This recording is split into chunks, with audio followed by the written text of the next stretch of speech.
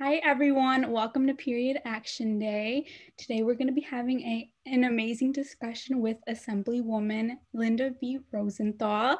First, we're going to start off with some brief introductions. My name is Catalina, my pronouns are she, her, and I am a member of Period Movement's Youth Advisory Council. Then off to Assemblywoman. Hi, I'm Assemblymember Linda B. Rosenthal. My pronouns are she and her. I represent the 67th Assembly District in Manhattan, which covers the Upper West Side and parts of Hell's Kitchen.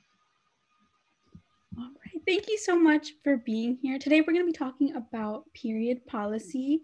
And I really first just wanted to start off, in your opinion, what is the biggest factor today leading to period poverty, and what role do policymakers and people in positions of power play in mitigating and combating this issue?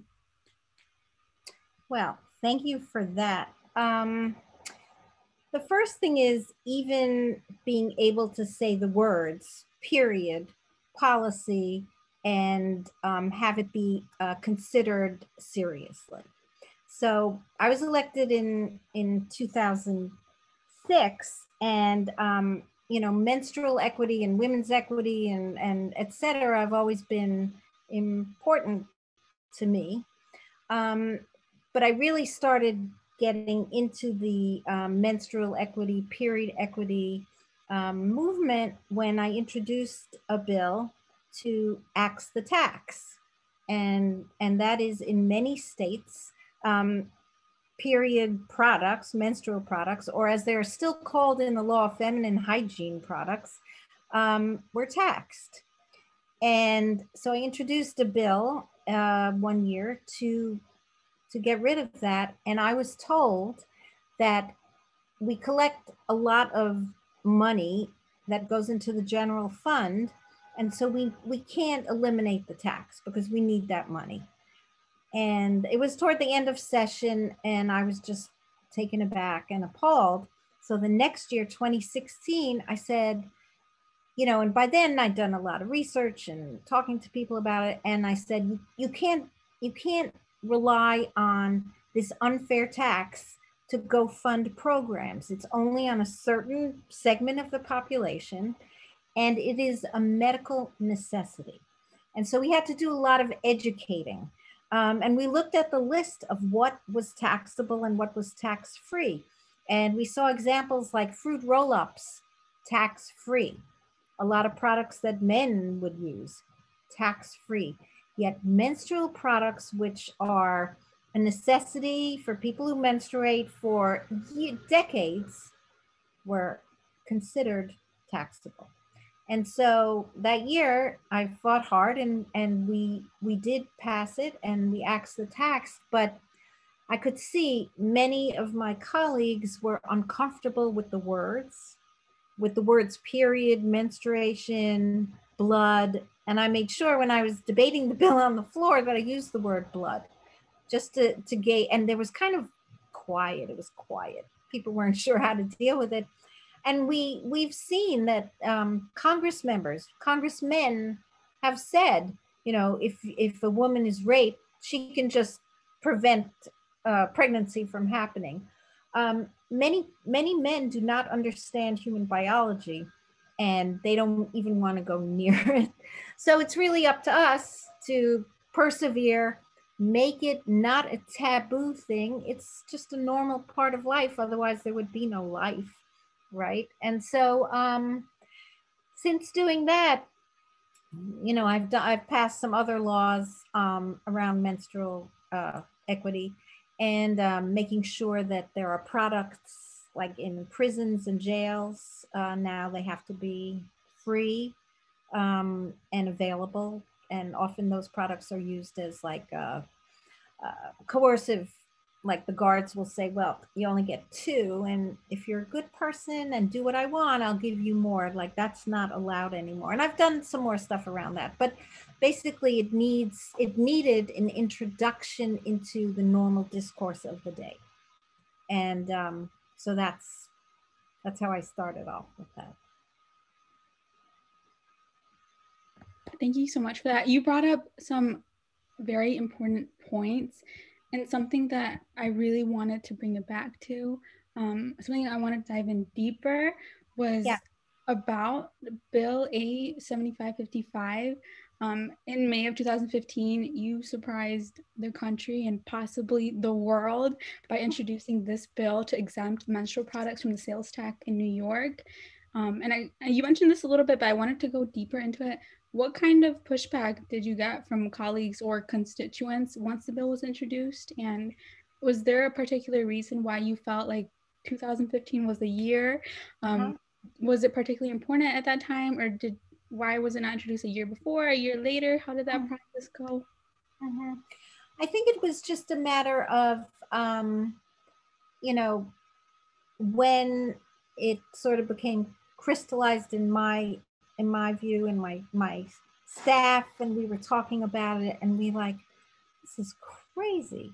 And I don't recall exactly what the environment was at the time, but it was something, the minute we realized it, even though we'd been paying taxes for years, it didn't seem to hit you that you shouldn't, or that's when we said, okay, we're going to do this. So, but then I learned that there were people and advocates working on this in other parts of the country, as a matter of fact, in other parts of the world. And since then, I've met with some young women from France and London and other areas where they are working on this. So the pushback, and I found this with older women, sadly, was kind of a giggly, uncomfortable reaction because they weren't used to discussing these matters openly. It was shameful. There was, even though it's not a shameful topic, I guess men were uncomfortable with it throughout history. And then women absorbed that shame and stigma. I mean, we see in other countries, and maybe in parts of this country, that when young girls have their periods, they get sent off to live elsewhere for a week or two. They're not allowed to work. They can't go to school. It's like they're you can't be near them because it's something I don't even know. So that is still true in places around the world. And so while it might have seemed surprising that here in New York or in America that was true, it was true, and it still is. That's why it's important to keep talking about it. It's a normal biological function, and it's something people who menstruate deal with every month. And we have to take back ownership of it. It's nothing that we should hide. It's something we can talk about, just like we talk about, oh, my back hurts, or, oh, what am I having for lunch? It's just a normal thing. And so that's why it's important to keep bringing it up and not let, not to be embarrassed, like that. No, definitely. I completely agree. I think the way that periods have been socialized in our culture is very problematic. And similar to what you said, in some cultures, like periods are treated differently. And particularly indigenous cultures, periods are celebrated as a coming of age. They're celebrated with like ceremonies and things like that. And I was wondering, have you kind of noticed a shift in how the conversation is had around menstrual equity?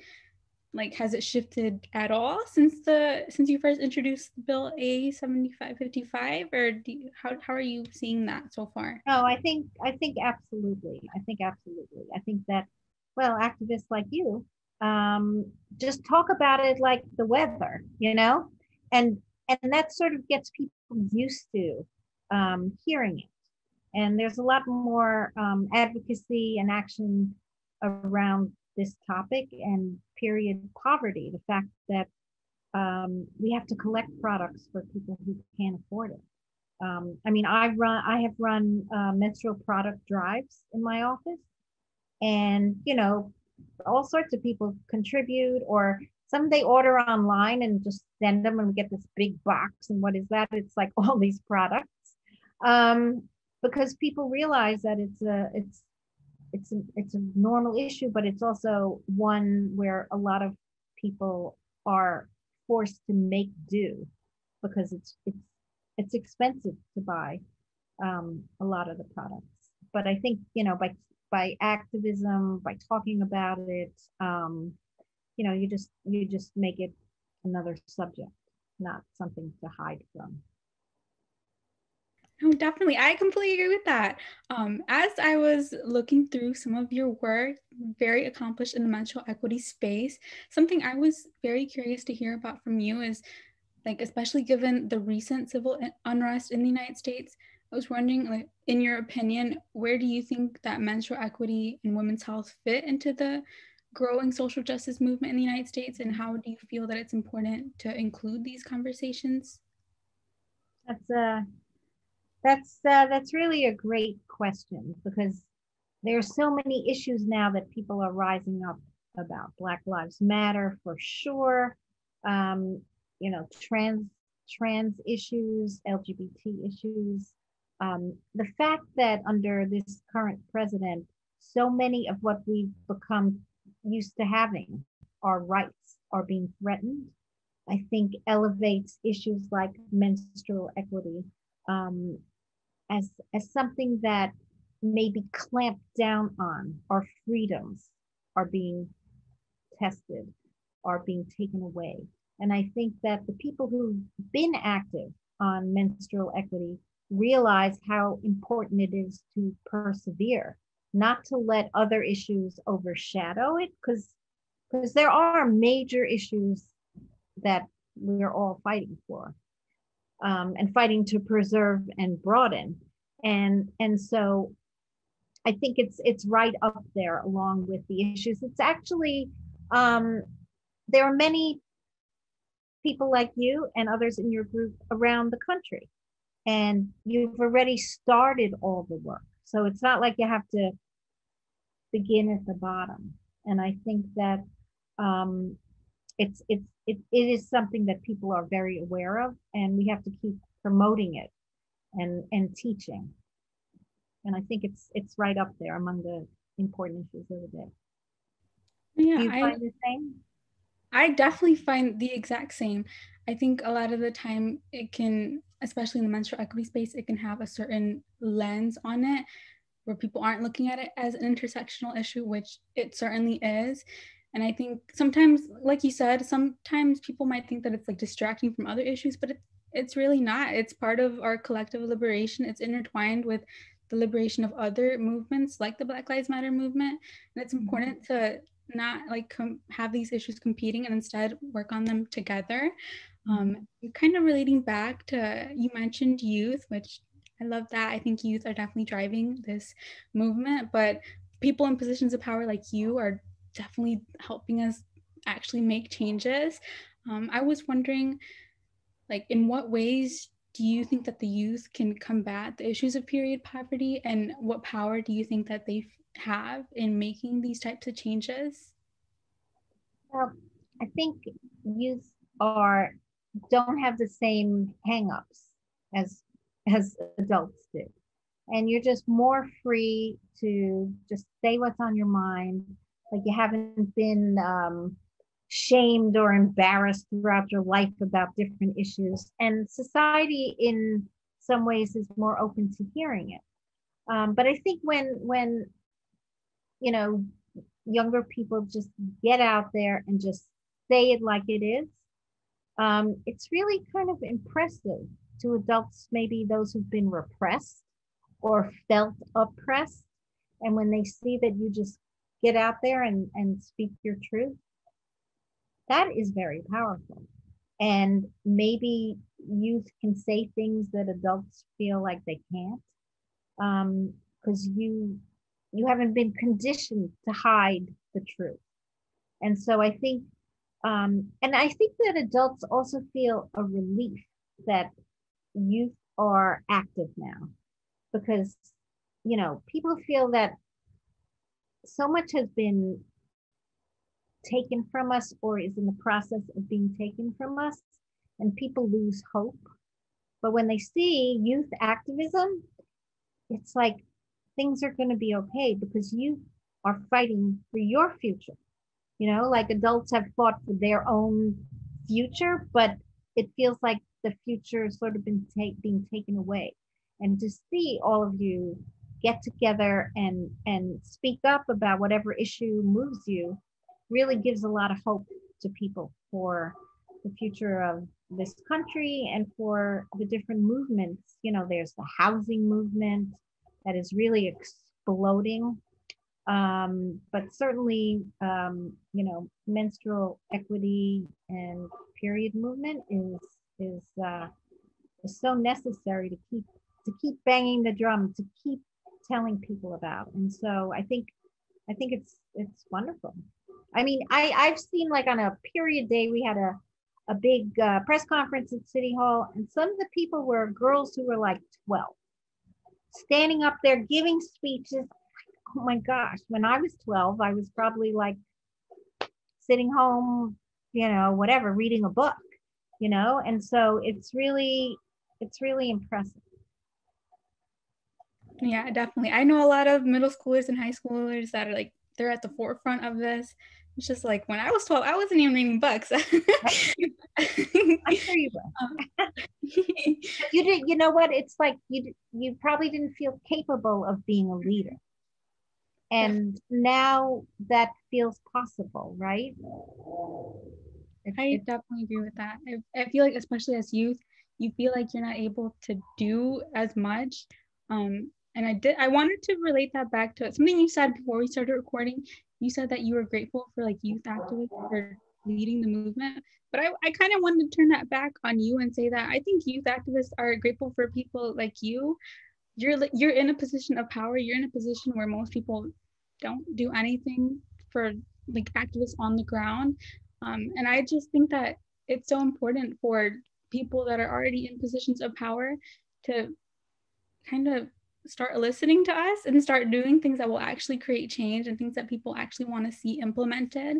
And I was just wondering, like, do you have like something that you want to share to youth activists that are looking up to you? I think everyone should look up to you. I think you're doing great work. Oh, thank you. Thank you. You know, I have interns in my office, and believe it or not, I have some great high school interns. And you know, I like talking with them and hearing what is important to them. I also have college interns, but I feel like the high school interns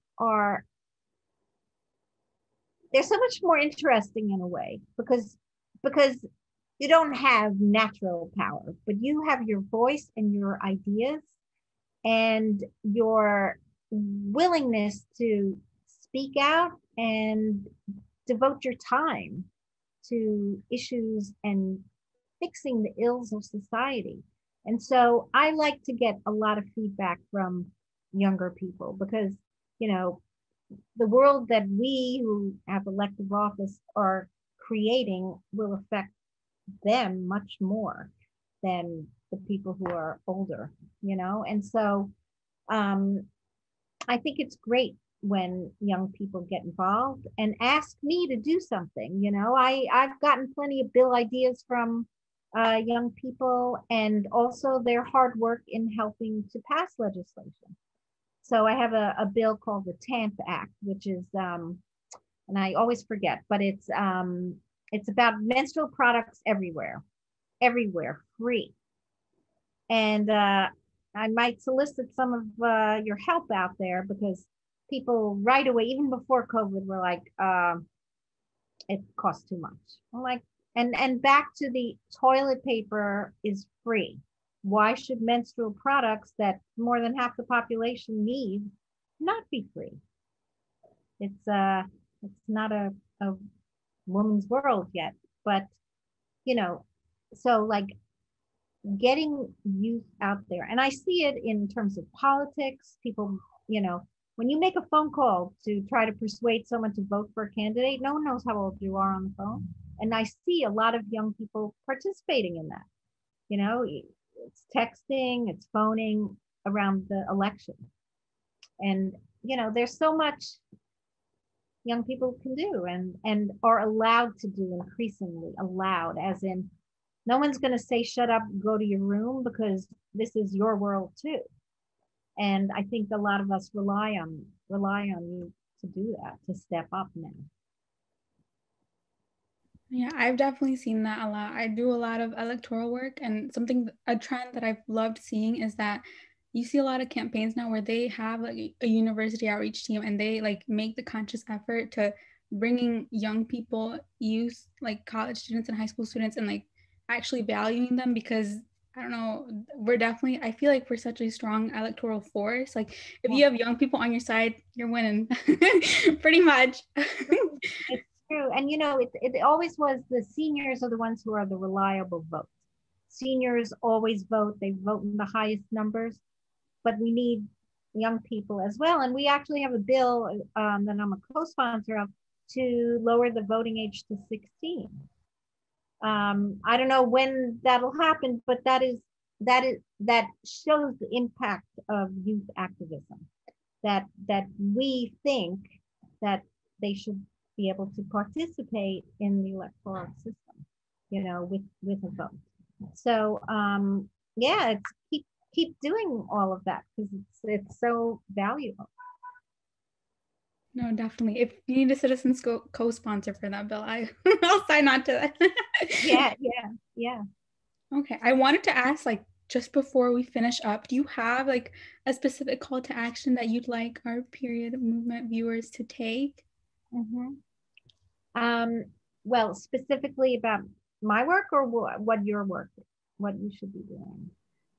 I think more about like what would relate to youth, like in this metro equity space. Like what kind of call to action, what kind of advice would you have in that kind of sense?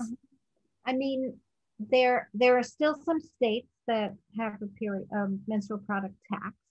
So, you know, organizing people in different states to pressure their legislators to pass a ban on taxes is one good thing. And, you know, that can be quite effective, because all elected people want to be reelected, and they realize that someone maybe 16 or 17 will soon be eligible to vote. So, you know, they have to respect you for that, for sure. But it's just a matter of equity. So I think working in different states around that. And with COVID and the large unemployment problem, a lot of people can't afford products. And so organizing drives to help people who can't afford it is also very, very useful. We see now there are so many people in America who go hungry. Who would have thought, in this, the richest country with so many millionaires and billionaires, that there are people who need to go to the food pantries, food banks, in order to fill their bellies every day, or their kids' bellies.